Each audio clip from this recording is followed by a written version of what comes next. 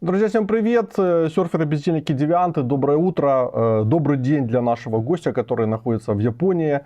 Там сейчас 16:17. И это один из, скажем так, очень уважаемых мною людей, посол Украины в Японии Сергей Корсунский. Сергей, добрый день. Добрый день.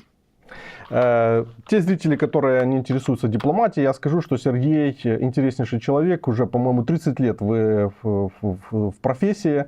Во всяком случае, когда вы эту книгу написали в 2020 году, там было 25 лет, поэтому я Да, все правильно. путем легких таких вычислений пришел к выводу, что 30 лет. Всем советую купить эту книжку, называется «Зовнішня політика в эпоху трансформации». Вот Сергей Корсунский, 1500 экземпляров ее выпущено, так что это уже на старте этот раритет, небольшой тираж.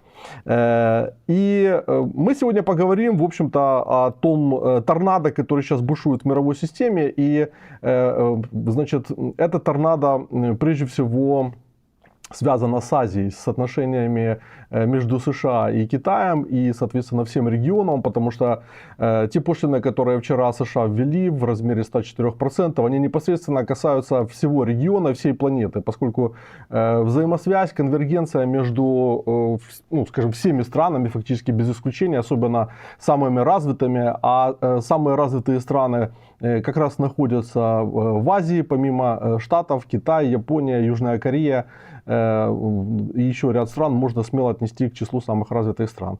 И, соответственно, вот та безапелляционность, с которой Трамп сейчас проводит свою политику, она имеет, ну, как разрушительные, так и непонятные последствия, возможно, и созидательные, потому что очевидно, что старая система, сформированная 80 лет назад, на обломках Второй мировой войны, она полностью разрушена фактически за вот эти вот последние несколько дней, и будет создаваться что-то новое, но пока оно начнет кристаллизироваться, то пройдет какое-то время, и, скажем так, в промежутке будет масса страданий, боли, неожиданностей и увлекательных приключений.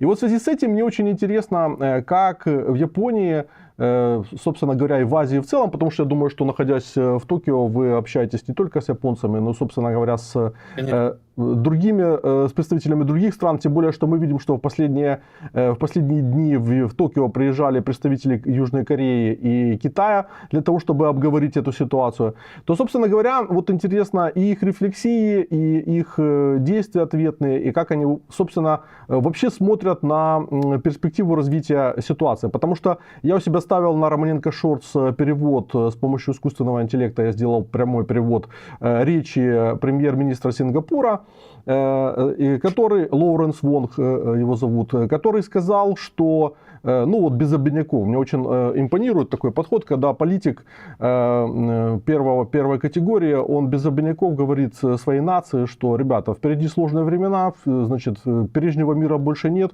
поэтому затягиваем пояса, мы будем делать все для того, чтобы, скажем так, мы с наименьшими издержками вышли из этой ситуации, но такого мира, как уже был, не будет, и таким странам, как маленьким, как Сингапур, придется понести огромные издержки вот на этом пути трансформации, в который сейчас зашла мировая система.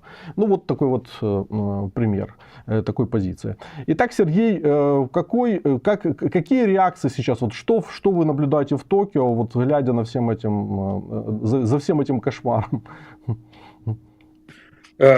Ну, во-первых, спасибо за эту тему, потому что на самом деле действительно очень важно понимать, что происходит в Азии. Здесь 50% мирового ВВП, тут колоссальные интересы всех основных глобальных игроков. И, конечно же, то, что произошло, вот эта тарифная война, которую огласил Трамп, она очень сильно задела регион. И тут пока, ну, часть стран просто в шоке, часть стран надеется провести какие-то переговоры, в том числе Япония. Но в целом ситуация плохая. Я попробую немножко более детально объяснить, в чем ситуация. В отличие от Европы, которая, ну, все-таки как бы хорошо упакована в две коробки, одна называется ЕС, другая называется НАТО, в Азии ничего подобного нет, кроме АСЕАН, который объединяет 10 стран, но относительно небольших.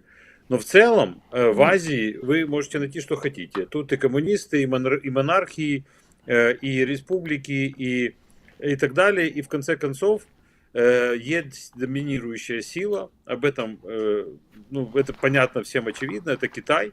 Китай является ключевым торговым партнером для всех стран Азии. И вот этот период, который предшествовал сегодняшним дням, когда уже все обострилось, страны, вот при Байдене это было особенно видно, страны Азии постоянно избегали четкой такой аффилиации, вот либо вы с Америкой, либо вы с Китаем. Они категорически, это было много раз, на разных саммитах, двадцатки, АСЕАН, значит, тут есть свои форумы азиатские и с участием Америки.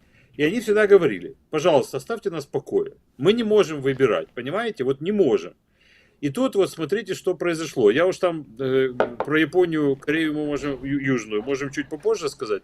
Но вы посмотрите, 49% на Камбоджу, Лаос, Бангладеш, Маврикий там и так далее. Вот эти все маленькие страны несчастные, они и так еле дышат.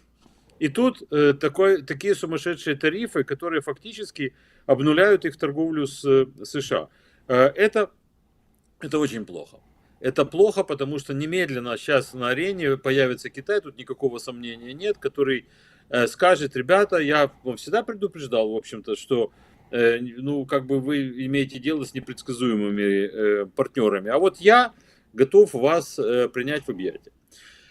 И это будет, в общем, колоссальным ударом, потому что вся политика в Индотихоокеанском регионе Соединенных Штатов всегда строилась на том, что должно быть партнерство, как это они любят говорить, ironclad, то есть такое железное, нерушимое партнерство, которое дает зонтик безопасности значительному числу стран, а для еще более значительного числа стран это экономические партнерства. В том числе свободная торговля с рядом стран региона. И вот сейчас все разрушено. Страны Азии, они в силу своих исторических и культурных причин очень сильно любят основываться на праве. Вот для них это очень принципиально, для того, чтобы были правила, которые всех придерживаются. Поэтому они все, вот Китай так стремился в СОТ, так они между собой, тут, знаете, режимы свободной торговли настолько тут переплутаны, их называют кастрюли спагетти. Тут столько разных механизмов свободной торговли существует двусторонних и многосторонних, что порой это надо обладать специальной экспертизой, чтобы разобраться, кто с чем, по каким параметрам торгует. И больше всех в это все погружена Япония. Почему? Япония острова. Страна, которая зависит от торговли и свободы торговых путей. Это страна, в которой очень мало плодородной земли, и поэтому она импортирует 70% продовольствия. Нет природных ископаемых практически никаких, и они импортируют 100% энергетических ресурсов. Поэтому для Японии, ну опять же, вот мы все знают Japan Steel, да, значит, производит шикарную сталь, которую они используют для машиностроения. Но никакой же железной руды у них нет. То есть все это покупается, и уголь, и руда, и так далее. Поэтому для Японии исключительно важно, чтобы торговля происходила четко, по правилам и без всяких изменений.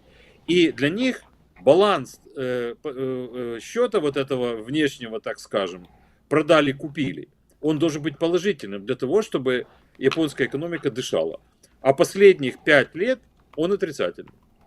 И сегодня, когда они наконец стали возвращаться после ковида, туристы, то есть пошел прибыль не только за счет экспорта товаров, но и за счет экспорта услуг. И когда только сейчас как бы все наладилось, возникла вот эта проблема. И вы правы, конечно же, Китай-то как бы предусматривал, Китай не уступит, это мой прогноз. Он уже 104 пошлины на его там, значит, торговлю с США. И это, конечно, катастрофа для многих китайских производителей, но не только для китайских. Там же Apple, там же Musk. То есть, как бы там еще надо посмотреть, кто больше пострадает. Что касательно японцев, они думают провести переговоры.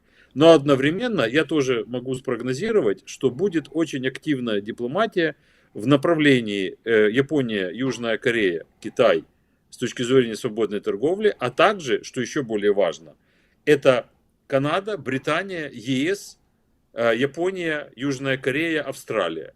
Вот эти страны, так сказать, я называю мощнейшие страны, которые демократического, так сказать, лагеря, они, безусловно, сейчас будут делать так, чтобы создать новый рынок. А к чему это приведет, я вам чуть немножко позже расскажу. Ну, фактически из того, что вы говорите, вытекает, что если Трамп хочет превратить Штаты в такой мировой остров, который в рамках доктрины Монро вот будет функционировать там своя какая-то экономическая система, то по сути вот этот весь кошмар англосаксов, который был сформулирован там в свое время Маккиндером, как бы там, да, Мехеном там и прочими теоретиками геополитики, относительно того, что если Евразия превращается в единое там экономическое пространство, то, ну, в общем-то, Штаты будут вытеснены, и, ну, и Британия, как бы тогда тоже, они смотрели сквозь призму интересов Британии, будут вытеснены куда-то на периферию, но в данном контексте уже изменился, получается, меняются и интересы Британии за более чем столетия. И, собственно говоря, вот если говорить так рамочно, да, то такой дрейф вот друг к другу обозначает, что они фактически в этом направлении страны Евразии идут. Да, и вот посмотрите, какой важный момент, на который пока вот в дискуссиях об этом как бы не сильно на это обращают внимание, а с моей точки зрения это ключевая тенденция, которая будет в будущем. Говорят, Трамп это постоянно говорит, и его там экономические советники, они безумные абсолютно, это факт. Они говорят о том, что у них там $1 триллион дефицит торговли внешней. Но ведь это же лукавство, потому что у них больше триллиона профицит экспорта услуг. И мы все прекрасно понимаем, каких услуг? Это финансовые услуги. Мы же знаем, что все транзакции, которые осуществляются в долларах, проходят через Bank of New York. Это триллионы долларов в день. То есть и каждый платит за это. То есть все банки, если вы хотите из Японии перечислить в Канаду, то вы это всегда делаете через Bank of New York. И так весь мир работает. Поэтому доллар является мировой валютой. И политика, это, как вы понимаете, это прекрасно, это все знают. И об этом много говорят. Что валюта одной страны, которая регулируется ее внутренними механизмами, является мировой валютой.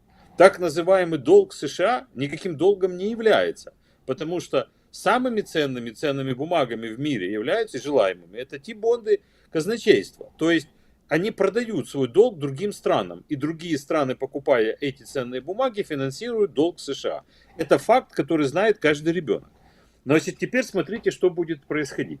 Если страны перестанут торговать с США, вот как вы говорите, они построят этот остров, и доллар им будет не нужен. И в это время возникнет механизм логистический и рыночный, то есть откроются рынки ЕС, Британии и Азии, где иена. То зачем тогда доллар? То есть будет евро, будет фунт и будет иена. То есть в три валюты и доллар, он, то есть я почти не сомневаюсь в том, что если только не отменят эти тарифы, через какое-то время, там про какие-то 90 дней я читал, друзья Трампа миллиардеры, которые в ужасе от этих решений, они говорят про 90 дней. Может быть, там есть какая-то нюанс, который я не знаю, но если это не будет отменено, то я думаю, что доллару, как мировой валюте, будет нанесен огромнейший ущерб. Вот это ключ того, за что Соединенные Штаты держат весь мир. Это именно контроль, SWIFT, контроль над валютными потоками. Они знают все про всех. Они могут остановить, если им надо, любые процессы таким образом. И вот теперь возникает серьезное опасение. Зачем мне доллар, если я не могу торговать? Они требуют, чтобы Камбоджа покупала больше товаров. Так где же она деньги возьмет, эта Камбоджа? Но это же надо понимать, что эти страны, они же бедные. У них нет промышленной базы. Они продают какие-то ресурсы. Там с этого Маврикия, там, по-моему, я слушал тут вот один подкаст американский. Они говорят, там же продают, по-моему, там ванила у них растет. У них больше нет ничего, потому что просто природой у них растет это растение, и они его продают во весь мир. Если им это сейчас обрезать, как вот эти тарифы сделают, то эта страна просто не будет иметь за что покупать. И тогда зачем им доллар? И теперь давайте представим себе, что в Азии, в огромном регионе, где Китай, где Индонезия, где Малайзия, то есть я имею в виду населенные страны, которые очень много потребляют разных товаров, им нужно все. Если они все перестанут иметь отношения с долларом, мы же прекрасно понимаем, какая тут валюта может стать заменителем. И вернуть это назад будет невозможно. Это просто катастрофа. И я удивляюсь, знаете, я не знаю, это заметили ли в Украине, появился очень интересный персонаж. Его зовут Орен Касс. Значит, это американский экономист, молодой парень, который возглавляет политологический центр под названием American Compass. Он очень правый, он называет себя новым правым. Консервативный think tank, который работает на Белый дом. Он тут был, он такого наговорил тут в прессе, что японцы, аналитики, кто понимает, о чем идет речь, они в ужасе. А теперь я прослушал его дискуссию тут с экономистом с Гарварда. И он просто ахинею, извините, говорит. То есть это человек просто не образован в области экономики. И вот это то, что он им советует. Они рассказывают о какой-то сумасшедшей выгоде тарифов. Да, это прямое налогообложение. То есть если вы поднимаете налоги, конечно, в какое-то время у вас будут деньги. А потом что вы будете делать? Я даже могу на уровне фактов как бы это доказать, потому что мы знаем, что ежедневно Штаты 3 миллиарда долларов долгов отдают. Трамп вчера заявил, что благодаря тарифам 2 миллиарда долларов теперь как бы Штаты получают. То есть, по сути, они перекрывают там свою дырку, как бы там, которая у них есть. Но, опять-таки, это не дырка, потому что вы абсолютно правы. Я на этом уже тоже акцентировал внимание, что если мы смотрим не только на торговлю товарами, но и услугами, то у Штаты как раз в профиците. И для меня самый большой вопрос, вот, ну, один из, не самый большой, но один из больших таких вопросов в этой ситуации, что будет делать Япония, которая является крупнейшим держателем американского долга в казначейках, как бы, вот она дальше будет покупать их или нет? Или она начнет от них избавляться? Вот отличный вопрос. И вот я как раз вспомнил про вот этого экономиста, потому что я это прочитал впервые. Он здесь, в интервью NHK, то есть которое опубликовано тут, и все его читают в открытой, так сказать, прессе. Он сказал, что Япония должна выбирать между Америкой и Китаем. Цитирую, нельзя, чтобы Toyota работала в Америке, а Honda в Китае. Вы должны определиться. Вы знаете, такое сказать здесь, это не то, что, ну, как бы ниже уровня приличия. Потому что все знают, это невозможно, это во-первых. Во-вторых, это прямой путь к вооруженному конфликту. Потому что если страны начнут делиться в этой Азии, где все ко всем имеют по 3 территориальных претензий, знаете, что Китай имеет 18 проблем на границах с другими странами? Тут Китай. 3 или 4 страны выдвигают претензии Японии. И все они, это тут такая бесконечная история. Понимаете, все это держалось, потому что все пришли к выводу после вот этих имперских войн, вот этих всех войн во Вьетнаме, в Корее. Все пришли к выводу, хватит. Мы будем развиваться, только нам не мешайте, дайте нам дышать. И как бы все происходило более-менее, в том числе те же самые Соединенные Штаты. Ну кто создал современный Китай? Не гений Киссинджера, не $1 триллион американских инвестиций. Ну о чем же, ну это же просто тупая статистика. И теперь, когда прозвучала вот эта фраза, вы должны определяться. Так вот, для Японии это невозможно. Вы абсолютно правы. Они крупнейшие держатели американских облигаций. Они вообще, их рынок финансовый, роль финансовая Японии, она в мире вторая после США. Они вторые в Мировом банке, они вторые в МВФ. Они такие же, как все остальные G7 в ЕБРР. А сейчас японец возглавляет Азиатский банк развития. Понимаете, то есть они интегрированы в мировую финансовую систему очень жестко. Это одно.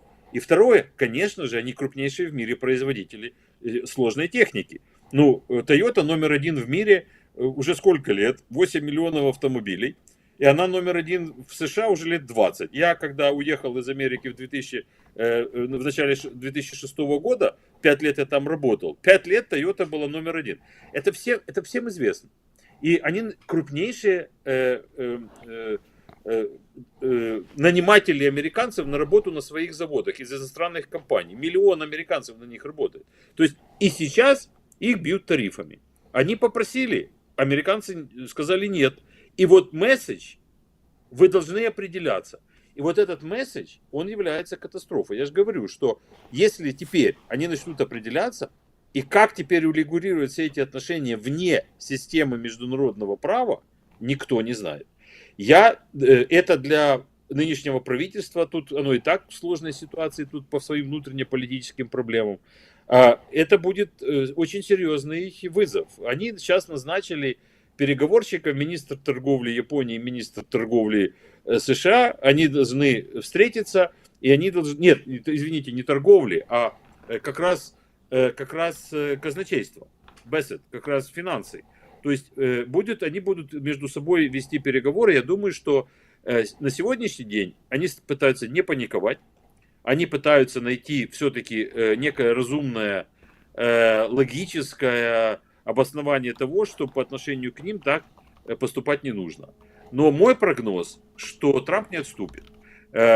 Мой прогноз, что ситуация будет еще, ну, по крайней мере, несколько месяцев оставаться очень-очень напряженной, а этого будет достаточно, чтобы окончательно обвалить и финансовые рынки, и просто ввести мировой бизнес в ступор, в котором уже он благополучно находится. Потому что вы видели, наверное, падение всех индексов. То же самое здесь. Никей упал точно так же. Ну, потому что тут же 50% ВВП, тут же производители. Угу. Так что очень все плохо. Я вот еще раз в другом аспекте проиллюстрирую то, что говорит Сергей. Вот смотрите, перед какими дилеммами поставлены страны региона, та же самая Япония. Ну вот товарооборот между Японией и США составляет где-то 220-240 миллиардов долларов в год. Япония четвертый крупный торговый партнер США, а США является вторым крупнейшим торговым партнером Японии. Кто же первый? Ну, конечно же, Китай. 320-350 миллиардов долларов в год. Является крупнейшим торговым партнером, а Япония является вторым или третьим крупнейшим торговым партнером, соответственно, Китая. Япония ЕС 150-170 миллиардов долларов в год, третий крупнейший партнер для Японии, а Япония является седьмым крупнейшим торговым партнером ЕС. И Южная Корея порядка 70-85 миллиардов долларов в год, третий крупнейший торговый партнер Японии, Япония третий или четвертый для Южной Кореи. То есть на самом деле вы абсолютно правы, когда говорите, что попытка поставить на растяжку вот такую вот Японию и другие страны региона, ну просто взрывает вообще все абсолютно. И у меня есть такое, знаете, конспирологическое подозрение, что американцы прекрасно осознают, что они делают в этом контексте, поскольку я еще в 2008 году делал доклад «Глобальный суперкризис и риски для Украины», и я говорил, что для США вот все похоже на то, что США для того, чтобы вот войти в следующий уклад на лидирующих позициях, они попытаются отойти в сторону от проблем в Евразии. Более того, они будут даже как бы заинтересованы в том, чтобы педалировать эти проблемы. Когда страны как бы с друг другом находятся в конфликте, там разрастаются проблемы, и пока Штаты проводят большую перестройку внутреннюю, то Евразия, погруженная в хаос, она слабеет, соответственно, и потом она будет обращаться к ним как к арбитру, как это было в контексте Первой мировой войны и после Второй мировой войны. Там. И вот такая примитивная логика, которая лежит на поверхности, но, похоже, она, мне кажется, им не чужда, потому что я думаю, что они прекрасно отдают себе последствия, что они делают. Heritage Foundation, который подготовил этот огромный доклад, которым руководствуется команда Трампа в политике сейчас, во внутренней и внешней, если посмотреть, они буквально по статьям как бы там идут, которые там обозначены, то они не действуют по какому-то наитию, хотя то, что приводите вы, факты относительно вот этих вот советников, там, экспертов и просто идиотов из команды Трампа, большой вопрос, зачем они действительно их привлекли в таком количестве, и, соответственно, это ужасает, потому что когда ты понимаешь, что человек несет ахинею, и за этой ахинеей стоит огромная мощь, то, конечно, холодок идет по коже. Ну вот здесь, знаете, тут очень все просто. Вот они говорят, японцы не покупают американские машины. Ну, во-первых, это чушь собачья, извините, не дипломатическим языком, потому что вы выходите на улицу и вы видите полно американских машин, которые ездят. Просто не все марки. Но ведь как бы разве не знают в США, что в Японии праворульные машины? То есть, если вы хотите в Японию продавать машину, то вам нужен специальный завод, который будет производить эти машины. И вы должны четко понимать, что на этом рынке ваш товар будет, потому что вы же его больше никуда не продадите, кроме как в Японию. Ну, есть еще пару стран других, куда можно тоже, так сказать, продавать. Но Япония не ставит барьеров никаких. Пожалуйста, продавайте. Но, опять же, с другой стороны, каждый, кто знает, как выглядит любая американская машина, знает два факта. Во-первых, она огромных размеров, во-вторых, у нее сумасшедший объем двигателя. Япония, которая 100% импортирует энергоресурсы, очень хорошо умеет считать количество литров на 100 километров. Это раз. А второе, тут просто улицы узкие, извините, но это факт. Исторический факт, потому что так эта страна развивалась. Поэтому их машины здесь, они, конечно, могут использоваться в городах, но в очень ограниченном размере. Европейцы прекрасно это знают. И они производят машины для японского рынка, специальные модели, которые им подходят. И все хорошо, никто никому не мешает. Но вот эти обвинения, они, вот то, что вы сказали, оно грунтуется просто на неправдивых данных. А они озвучиваются. Японцы не понимают, что происходит. Ну, как бы вы же тут присутствуете. Нельзя сказать, что мы закрытая страна, вы не знаете, приезжайте, посмотрите, спросите нас, в конце концов, мы вам все объясним. 2008 год, который вы сказали, это, смотрите, я как бы отношусь к вот этим датам с небольшой настороженностью, потому что в 2008 году второй экономикой мира была Япония, а в 2010 стал Китай, и с тех пор уже Китай. То есть период того времени, с того момента, который нам он близок, потому что тогда нас не взяли в НАТО, и тогда началась война в Грузии, и тогда уже Китай был мощной страной. Но сейчас это сравнить невозможно. То есть Китай сегодня это совсем другая страна. И Си Цзиньпинь, во-первых, он настоящий коммунист. И при власти у него группа товарищей, которые настоящие коммунисты. Они действительно верят в коммунизм. Это не просто там какая-то, так сказать, прикрытие для какого-то системы власти. И он реально контролирует страну. И реально дает им надежду на то, что вот это столетие, так сказать, унижения, которое было при колониальных властях, оно ушло в прошлое. И поэтому в Китае его авторитет непререкаем. И поэтому он не может отступить. Но эта страна, как мы уже все прекрасно знаем, но ведь невозможно просто представить, где вы сейчас не найдете китайские товары или китайские запчасти хорошего качества, между прочим, и которые, если их остановить поставку, то самолеты перестанут летать, машины перестанут ездить и так далее, и так далее. Поэтому невозможно это осуществить. И вот когда идет неправдивая информация, когда, аргументируя свои шаги, используют факты, которые не являются таковыми, это создает серьезную проблему. Но все же как бы рассчитывали на то, что есть, знаете, такой бэкап, вот это абсолютная скала, которая нерушимая, светоч демократии, экономики, гигантская абсолютно военная машина, которая всегда придет на помощь и защиту. И теперь оказывается, что ее нет. Вы почитайте, я почитал специально вот перед нашим разговором, канадский премьер-министр что сказал. Вот вы правильно сказали, Сингапур, что в других странах люди говорят, ЕС. Да, они еще пытаются переговоры вести, но уже практически слово «война», оно уже просто в лексиконе. Вот это война против всех. И вот эти все, они попытаются сейчас, может быть, каким-то образом найти лазейку и проскочить между каплями дождя. Но мне кажется, что у них ничего не получится. И уже ущерб пошел. И поэтому они будут создавать альтернативу. Угу. И вот это все процесс, который будет иметь непредсказуемые политические последствия для глобальной экономики. Понимаете, есть разные способы решения проблем. И понятно, что это тоже очень важный факт. И тоже о нем мало говорят. Любой, кто жил какое-то время в Соединенных Штатах, знает, что это общество потребления. все знают, что от внутреннего товарооборота это главный ресурс их, роста их ВВП. Каждый год на Рождество замеряется температура в обществе. Сколько миллиардов долларов американцы потратили на пластиковые игрушки, которые должны быть в Boxing Day 26 декабря под елочкой. Никак иначе невозможно. Постоянно стимулируется сумасшедшее потребление. Знаете, что теперь они говорят всему остальному миру? Вы должны потреблять. Вы должны делать то же самое. Откуда весь этот мир возьмет деньги, им не интересно.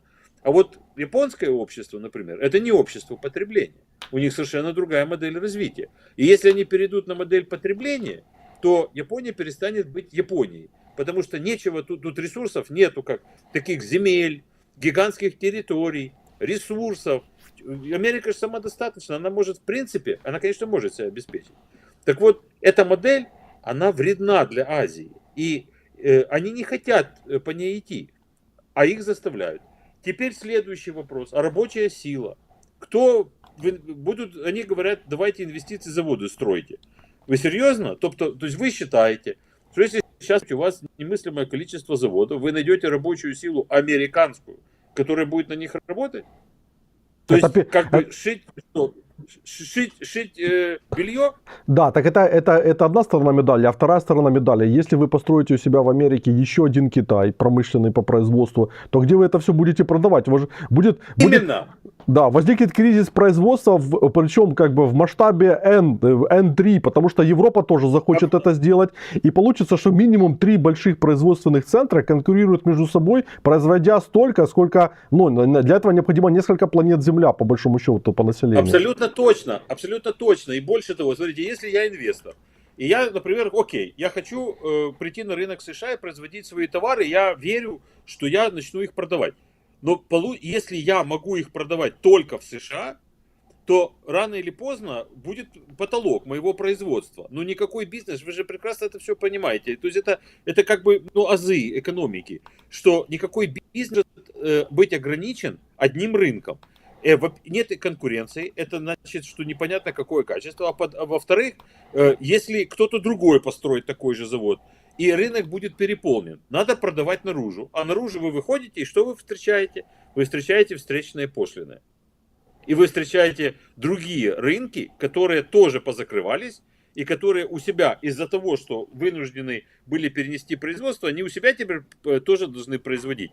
Кроме того, решение проблемы безработицы в США за счет создания безработицы в Мексике, как бы плохо повлияет на Мексику. И как бы это все вместе, оно просто никаким образом не складывается ни в какой пазл. Да. Это просто решение о повышении налогов на весь мир, которое теперь мы все должны решить проблему того, Соединенных Штатов дефицит.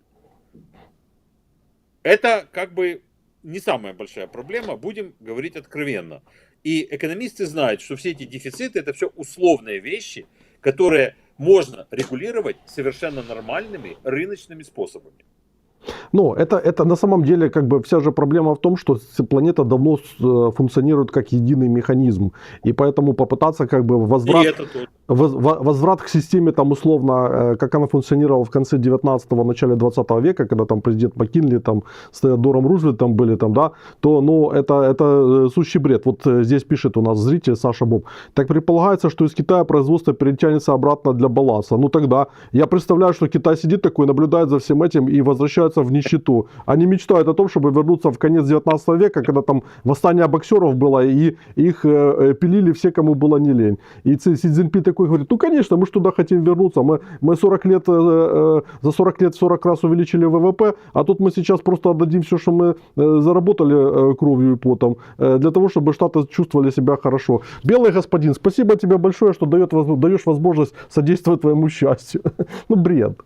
Только что Си Цзиньпин перед самым этим шагом встречался, он тихо и спокойно, без всякой особой рекламы, пригласил 40 CEO крупнейших компаний, которые работают. Там всех, кто хотите, все знаменитые имена, все эти компании, все приехали к нему. Он перед ними выступил и рассказал, какие он даст им перспективы. Я хочу вас уверить, что он для них создаст такие условия, что они будут счастливы там работать, на этом гигантском абсолютно рынке. И половина же населения планеты живет в Азии, как бы, мы же это знаем. И кроме того, еще и Индия тоже фактор очень любопытный, потому что Моди как бы в друзьях с Трампом, он только что съездил, визит был хороший. Прямо там на уровне детей и внуков общались. И, пожалуйста, получили, как и все, получили эти самые пошлины. То есть все эти БРИКСы, все вот эти ШОСы, которые вроде бы как уже заглохли и было понятно, что ни к чему не идут, я думаю, что сегодня мы повиним, вы абсолютно правы, сейчас будут инициативы, которые Китай, он сразу сейчас помирится со всеми, потому что сейчас он понимает, сейчас или никогда. Пока они не одумались, надо быстро фиксировать группу стран Китай плюс, создавать условия для того, чтобы компании возвращались в Китай, и мы готовы вам сделать все, что хотите, скажет Си Цзиньпинь. И вот, а потом будет очень тяжело, мягко говоря, вернуть ситуацию хотя бы к какой-то нормальности. И я видел вот несколько мнений таких очень крутых экономистов и бизнесменов, что интересно. Вот они все говорят об одном, что мы не представляем себе потом, как мы, Америка, будем возвращать себе и авторитет, и доверие, и главное, заманивать всех с нами торговать и в нас инвестировать, потому что, конечно, надо инвестировать, это же понятно, но просто нельзя же это делать с дулом пистолета у головы, у виска. Ну, я все время нашим зрителям напоминаю о книге Вали Насра «Необязательная держава». Это дипломат американский, который работал в группе Ричарда Холбрука, который был специальным представителем по Ближнему Востоку и Афганистану во времена Джорджа Буша-младшего и, по-моему, Обамы. Он там как на стыке умер, как бы там, да. Так вот, он как раз там очень хорошо показывает механизмы, почему Штаты потеряли доверие на Ближнем Востоке, ну, поскольку постоянно как бы кидали там своих союзников, и в конце концов к ним начали относиться и саудиты, там, и все остальные с опаской, что они не будут выполнять договоренности. Так вот, сейчас это произошло в масштабе всего мира, и, собственно говоря, я думаю, что все, ну, уже на них будут смотреть вот соответствующим образом, потому что ставки настолько высоки, что, ну, ставка больше, чем жизнь. И вот в этом контексте вопрос Тайваня, там, да, и вопрос вообще безопасности, потому что, ну, мы же видим и понимаем, что Штаты, ну, они фактически сейчас провоцируют дестабилизацию региона вследствие вот этих вот маневров. И, конечно же, Си Цзиньпинь, если будет видеть момент для того, чтобы попытаться вернуть там Тайвань, причем, я думаю, скорее блокада, чем прямым военным вторжением при непротивлении других сторон, то у него вполне это может получиться, потому что, ну, что Штаты могут противопоставить, если, допустим, Япония, Корея и Китай договорятся по поводу интересов, и что та же самая Япония и Китай и Корея будут четко понимать, что потеря Тайванем своей субъектности, она не приведет к тому, что поставки там товаров и сырья через его территориальные воды, а многие забывают, помнят о полупроводниках, там и вот этой всей промышленности, которая есть на Тайване, но забывают, что он выполняет стратегическую роль, потому что через его воды мимо проходят основные торговые пути, куда в Японию идут и сырье, и товары, там, и все остальное. И поэтому, прежде всего, это его ключевая роль. Формоза, как его там раньше называли, играла вот эту вот очень важную роль на морских коммуникациях. Поэтому вот что в этом контексте вот в Японии говорят о том, что и как видят вообще перспективу безопасности в регионе. Потому что я видел по новостям, что японцы переместили на южные свои территории, там усилили силы безопасности, усилили свои вооруженные силы, потому что у них проблемы, мы знаем, с Северной Кореей. Они постоянно боятся, как бы, там, что ракетный удар может быть нанесен. То есть они явно как бы к чему-то готовятся, к тому, что ситуация может прийти к новому какому-то обострению в регионе. И второй вытекающий из этого вопрос, большая субъектность военная Японии и стран региона, потому что Штаты просто сейчас их подстегивают к тому, чтобы они стали ядерными державами, отбросили все ограничения, которые были после Второй мировой войны по военке, и начали активно как бы милитаризироваться и развивать ВПК и свои вооруженные силы. Абсолютно справедливо заметили, что они сейчас не просто озабочены, не просто как бы серьезно относятся к тому, что и Северная Корея принимать участие в войне против Украины и за счет этого начала получать от Ирана и России новые технологии, в частности, они начали производство дронов. Раньше такой беды здесь не было. И буквально еще год назад никто никогда не говорил о том, что Северная Корея обладает дронами, которые могут угрожать Южной Корее или, не дай боже, Японии. Сегодня эти дроны они уже начали производить. И это точно известно, что это прямая поддержка Ирана и России. Кроме того, конечно же, есть постоянная угроза, и это происходит, и Китай постоянно проводит военные учения вокруг Тайваня, хотя все администрации, все правительства всех стран давным-давно Китаю сказали, что никто не собирается менять статус Тайваня, все как бы хотят, чтобы сохранялся статус-кво, но цель, которую поставил Си Цзиньпинь, она же не меняется, что должно быть мирное воссоединение, как он об этом говорит. И мирное воссоединение выглядит так, что время от времени даже в те зоны контроля авиационного в проливе, которые находятся в зоне контроля Тайваня, заходят китайские, залетают, заходят корабли, самолеты, как бы раздражение идет. Япония на это реагирует, она вообще, у них нет практики паниковать публично и делать какие-то громкие заявления, они просто покупают 1000 томагавков, они покупают F-35, они вошли в проект вместе с Британией и Италией по созданию собственного самолета в будущем, и они действительно создали новую военно-морскую базу с ракетами, соответствующими на одном из самых южных своих островов, который ближе всего к Тайваню. Они серьезнейшим образом думают над новой концепцией обороны. Речь идет о и количественном, и качественном перевооружении. Они пока не отказываются от своей мирной доктрины. Это очень четко. Политики, с которыми я говорил об этом, они понимают всю угрозу и всю сложность ситуации, которая есть, но при этом они справедливо утверждают, что японское общество не готово к тому, чтобы отказаться от, так сказать, статьи 9 Конституции и как бы вернуться к милитаризму. Это очень сложный вопрос. В Южной Корее ситуация другая, потому что там просто, извините, в 50 километрах значит, может вылететь 1000 дронов, и неизвестно, что будет с Сеулом. Поэтому, насколько я знаю, то идет речь о разработках серьезнейших технологий против дронов, в том числе лазерных пушек, в том числе, которые там работают со спутниками и так далее.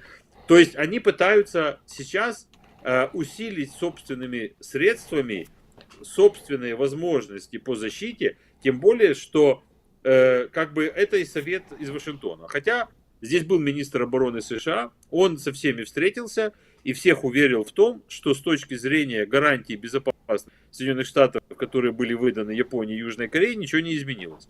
Однако при этом как бы мои собеседники, с которыми я эту тему обсуждаю, как бы при этом дают понять, что они ожидают, что будет требование существенно увеличить затраты на содержание американских баз, и это существенное увеличение снова-таки, откуда брать ресурсы для Японии, это проблема, потому что просто так поднять налоги на то, чтобы платить за содержание баз в японском обществе, на это смотрят очень плохо.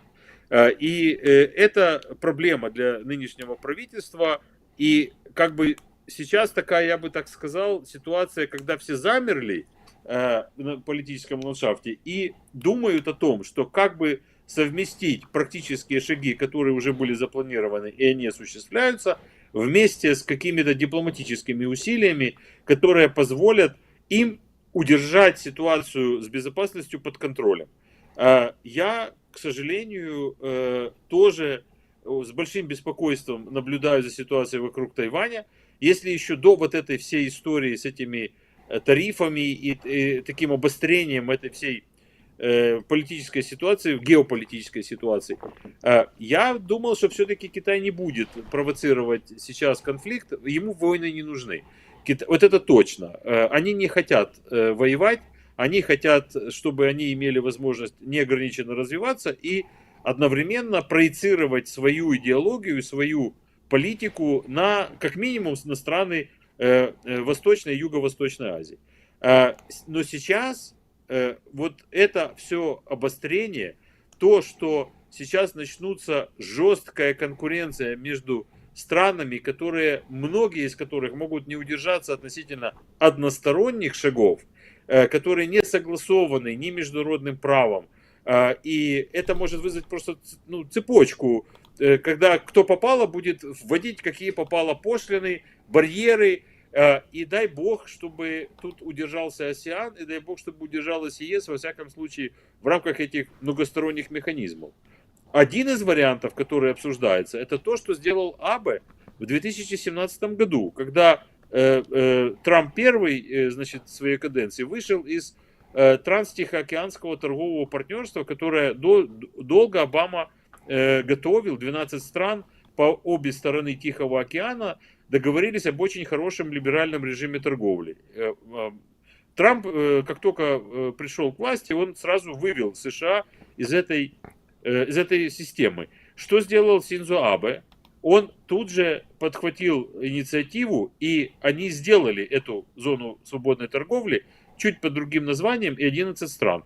Так вот, сегодня они должны уже вот скоро решить вопрос с приемом Британии в эту систему, а также туда заявки подали Китай и Тайвань.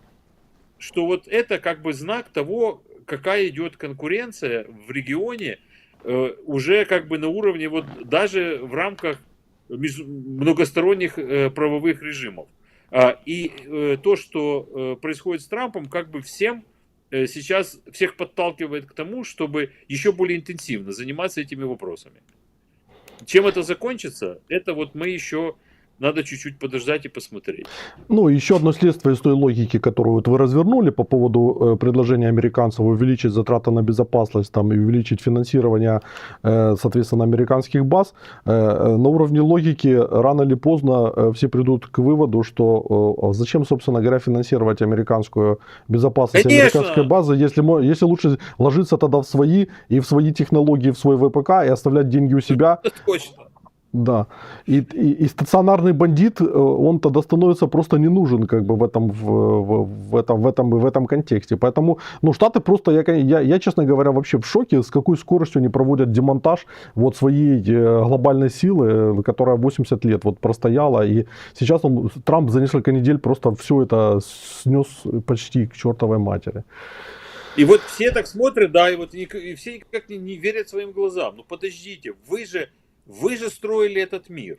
Ну, кто настоял на статье 9 Конституции Японии? Вы же сказали, мы хотим, чтобы вы больше никогда не вернулись к милитаризму. Япония, когда там 10 тысяч самолетов в год производила до Второй мировой, понимаете? То есть не надо этого. Хорошо, сказала Япония, мы согласны. Мы готовы идти мирным путем, мы будем вас поддерживать в регионе, мы будем всячески сотрудничать и проводить, так сказать, координировать политику США. При этом вы же нам как бы должны дать зонтик. Ну вот вам зонтик. И этот зонтик Корея, Таиланд, Филиппины, Япония, все понятно. И вдруг неожиданно все исчезает. Вы правы? Вот в конечном итоге многие страны, которые рассчитывали на то, что надо как бы замещать российское оружие, кстати, ведь многие страны заместили уже оружие это южнокорейским. Южная Корея, она практически исключила Россию с рынка Восточной Азии. Но Индия, например, это только вот сейчас при Байдене пошел процесс, когда Индия стала закупать больше американского оружия, чем российского. И это было, все рассматривали этот процесс как очень важный. Потому что все хотят, чтобы Индия была на стороне демократии, но она есть демократия, но чтобы она как бы продолжала быть участником тех процессов, в которых вовлечены США, там, Австралия, Япония и так далее. И теперь получается, что когда такие пошлины, то опять же, где взять эти доллары, за которые покупать это оружие? Ведь получается, что рынок валют, рынок мировой, он не то чтобы он рухнул совсем, но он сейчас очень сильно скоррумпирован, потому что никто не понимает долговременных последствий. Все ждут, и в Азии тоже пока, как я сказал, они пока все как бы думают, что это все показалось. Знаете, вот проснемся утром, а оказывается все не так. Мы что-то не поняли. Но мне это кажется, потому что я вижу, что Трамп говорит, но сегодня он сказал там прямо фантастическую вещь, если правда тут в телеграм-канале каком-то было написано, что все страны меня целуют в одно место и просят Да. о переговорах. Да, Ну да, это блестяще. да. Я себе могу представить, как в Азии к этому отнесутся и на Ближнем Востоке тоже. Да, да, да, 100%. Ну и там же еще один момент вот сегодня обозначился, это то, что он заявил, что, значит, мигранты будут штрафовать мигрантов на $998 И это тоже. в день, и что это принесет $1 триллион, как бы там. И я так понимаю, что следом еще будет по цепочке идти перекладывание ответственности на страны, из которых приехали мигранты, и требования взыскать с них как бы вот эти вот долги, если мигранты там не заплатят это штатам. Ну, они просто вот в офис простых решений, как говорится, да, вот они идут по такому пути. Ну, такое впечатление, что у каждого мигранта вот есть $1000, которые он заплатит. Ну, как бы, ну это все, я же говорю, это все какая-то вот дивные вещи, которые абсолютно оторваны от реальности, к сожалению. Понять это невозможно. Вот каков все-таки цель? Легко очень упасть в теории заговора. Ну, знаете, Наблюдая. я как там человек с историческим образованием, я в этом плане вот пессимистично смотрю на происходящее, потому что Трамп, вот он, мне кажется, относится к тем людям, которые действительно вот делают то, что говорят, вот они то и делают. Это как с Гитлером было. Он написал там «Майн кампф» в середине 20-х годов, и там, в общем-то, программа была изложена со всей ужасающей ясностью, и он это действительно попытался сделать. И потом, когда они в 1933 году пришли к власти, то многие не верили, вот, что он это будет делать, что они видели, что он делает, они видели, что пошла милитаризация, они видели все его действия, вот, они видели все эти тарифные войны, как бы, и как Германия активно защищала там свой рынок и пыталась продвинуть свои интересы, но вот до последнего момента они думали, что как-то пронесет там, да. Вот сейчас, мне кажется, у нас схожая ситуация. То есть все понимают, что это закончится войной, ну, то есть как бы какой-то цепочка региональных войн, которые будут как бы катализироваться вот этими экономическими проблемами. Все понимают, что уже как бы миропорядка нет, ну, по факту его нет. Там ООН это уже пустышка, там и все вот эти институты, созданные после 1945 года, это пустышка. Но поскольку человеческое сознание инерционно и не хочется выходить из теплой ванны старых убеждений там, и взглядов, то вот люди еще просто не пришли в себя там, да. Но процесс уже в любом случае пошел. А вот тут от наших зрителей вопрос. А как вы смотрите на, значит, на Австралию, Канаду, Индию, ну и, наверное, Британию, как бы там, да, и их возможность создать какой-то вот отдельный рынок там. Хотя я думаю, что вы уже говорили это в начале, что тут нужно включить и другие страны Азии, там, и Евразия, и тогда как бы картинка прояснится. ЕС. Очень важно ЕС. Да. Я как раз вот и говорю, что у меня есть предчувствие, что консультации по этому поводу, они уже идут. Просто об этом пока никто не афиширует, чтобы не раздражать американцев. Но я думаю, что никакого другого выхода для стран демократического лагеря, которые входят в семерку и которые понимают, что последствия вот этого шага, они серьезнейшим образом нарушают устоявшиеся правила, процедуры и так далее. Если нет никакого порядка, нельзя допустить бардак, это все равно очень плохо. Поэтому цивилизованные страны попробуют между собой договориться. Вопрос, договорятся ли они между собой в такой степени, чтобы открыть рынки и обеспечить хотя бы внутреннюю циркуляцию товаров и услуг, которая позволит им хотя бы пережить тот первый период, который возник. Потом он же потом как бы включится. Мы же, вот понимаете, как это тоже надо понимать такой нюанс. Ведь вот эти тарифы, которые Трамп ввел, и он их лупит, ведь это же он-то получает их куда? В бюджет. То есть это деньги идут государству. Но платят-то их кто? Не государство же их платят. Понимаете? И тут вот как они же взимаются с товаров. То есть получается, что бизнес как бы платит бюджет другой страны. И рано или поздно у этого самого бизнеса возникнет вопрос. Так может быть надо закрыть фабрики там и производить это все здесь, у себя. А если закрываться, то все понимают, что нельзя закрыть Германию. Ну, это не будет функционировать просто, потому что ЕС уже прошло такой путь, который, как бы, они действительно реально интегрированы, мы это знаем. Поэтому, но это крупнейший рынок, на самом-то деле, 650 миллионов человек. Значит, если к нему подключить Канаду, Британию вернуть обратно в дружескую семью, разных там мелочь, которые там типа страны Европейской там ассоциации свободной торговли, типа Швейцарии, Исландии, которые не являются. Но всех собрать, нас в том числе, в это же включить. И, конечно же, перекинуть мостик в Азию через Австралию, Новую Зеландию, Японию и Южную Корею, так как минимум. Я еще не исключаю, что и другие страны попросятся. Но очень бы важно с Индией. Тут просто есть, я высказывал такую мысль, тут обсуждая с серьезными людьми в Японии, они немножко сомневаются, получится ли это. Они боятся, что ШОС и БРИКС тоже будут не бездельничать и свою создавать систему. И неизвестно, куда Индия захочет.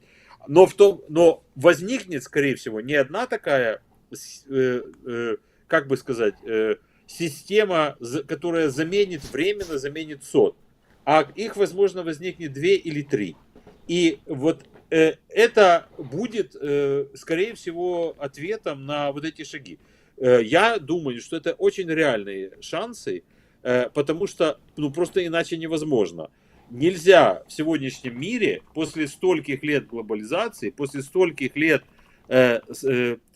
совместных, так сказать, усилий по вытаскиванию друг друга из болота, то после Второй мировой войны, то после там корейской, вьетнамской, финансовых кризисов и так далее, когда все уже, и ковида, который, так сказать, тоже всем хорошо еще помню, нельзя теперь закрыть границы и сказать, вы знаете, а вот мы у себя будем производить, что мы себя производим, и то и хорошо. Ну, это как бы ерунда. Этого, скорее всего, не будет. Как оно будет, мне тяжело сказать, потому что в каждой из стран, которые мы называем, есть своя внутренняя политическая ситуация. В той же Канаде мы знаем, что там должны быть еще выборы, да? Значит, еще в той же Германии еще до конца все не устоялось. И многие другие страны, они тоже находятся в своем процессе. Но если правильно построить месседжи и объяснить населению, что происходит, то я думаю, что все-таки можно избежать таких жутко страшных конфликтов уже прямо сейчас. Хотя, если посмотреть на исторические аналогии, то действительно при самом негативном развитии событий не исключены возникновение новых вооруженных конфликтов, которые будут снова за передел рынков. Как в 19 столетии и 20-м, то про что наш гнусный сосед все и мечтает. Вот вернуть нас в прошлое. По поводу гнусного соседа и нашей беды с ним. Как вот в контексте всего вышесказанного теперь выглядит наша война и, собственно говоря, позиция Японии? Потому что мы знаем, что позиция, Япония имеет непростые отношения с Россией, у нее есть территориальные как бы вопросы по поводу Курил. Там, короче говоря, они воевали, у них есть вопросы, и собственно, это дает там какой-то пространство для маневра для нас. И, в принципе, Япония нас поддерживала там и поддерживает, насколько я знаю. И поддерживает. И ничего не изменится. Япония будет нас поддерживать. Нет никаких оснований считать, что позиция будет измениться. Но надо отдавать себе отчет, что те финансовые ресурсы, которые Япония может предоставлять другим странам, не только Украине, а вообще, она же одни из крупнейших стран, кто оказывает помощь другим странам через агентство технической помощи, гуманитарную помощь и так далее. Это все идет от плюса торговли. Да. Вот той самый плюс, который больше продали, чем купили, они их используют для внутренних инвестиций, для каких-то собственных крупных инвестиционных проектов внутри страны, если это, например, вот у них землетрясение в Ното случилось. Там очень много работы, очень неудобное место, где пострадали люди, погибли, и там надо новую инфраструктуру строить. Для этого государству нужны деньги. Вот это все оттуда. Поэтому мы понимаем, что если это плюс уменьшится или превратится в минус, то возможности осуществления помощи будут ограничены сильно. Политически, безусловно, тут все будет, никуда не денется. Что касательно отношений с Россией, это очень важный вопрос. Значит, политика Японии заключается в двух пунктах, которые традиционны для этой страны. С одной стороны, никаких изменений относительно санкций, никаких политических контактов, никаких бизнесов, ничего. Это. С другой стороны, они разрешили, как бы так, согласились на то, чтобы будут возобновлены контакты по линии культуры, невзирая на все наши разъяснения, мы протестуем, но такие культурные проекты, хоть не массовые, но они есть, они будут осуществляться. Почему? Потому что для японского общества два вопроса являются важными. Во-первых, посещение могил предков на северных территориях, и, как вы понимаете, Россия делает все, чтобы максимально усложнить этот чисто гуманитарный аспект. И второе, это вылов рыбы возле Камчатки, потому что так устроена Япония, что с одной стороны очень глубоко, а с другой стороны как раз там, где можно ловить то, что традиционным является для японской кухни, это надо получать, как бы договариваться с русскими. За что японцы им, конечно, платят. Но тоже они усложняют им переговоры максимально. Поэтому есть такая двойственность. Но позиция относительно войны, она не изменится никаким образом. Более того, я практически на 100% убежден, ну то есть это как бы не подлежит обсуждению, что не изменится позиция в рамках «семерки». И все, что было договорено, будет в этом США нет, как они сами шутят. Как один пошутил, говорит, ну будет не 7, будет 6,5, например. Но это не проблема, говорят. Вы не переживайте, что касательно договоренности по финансовой поддержке и политической поддержке, мы будем стоять железно. Как бы положительным фактором вот этой ситуации, которая возникла, падение цен на нефть. И оно, как бы, то, что я видел, это уже пошло ниже $60, что, конечно же, очень хорошо. Это для России то самое, что надо было давным-давно сделать, и это можно было сделать, если бы на то была воля Байдена и так далее. Сейчас почему это пошло? Потому что нефть и энергетические ресурсы нужны тогда, когда есть надежда на развитие бизнесов. Правильно? То есть, когда создаются новые заводы, производства, люди покупают больше товаров, у них хорошее настроение, нужно больше энергии, все эти товары, чтобы они работали. Сегодня настроение плохое, все страны, все рынки падают, народ перестает покупать, потому что он не понимает, что завтра будет с деньгами, как изменятся курсы валют.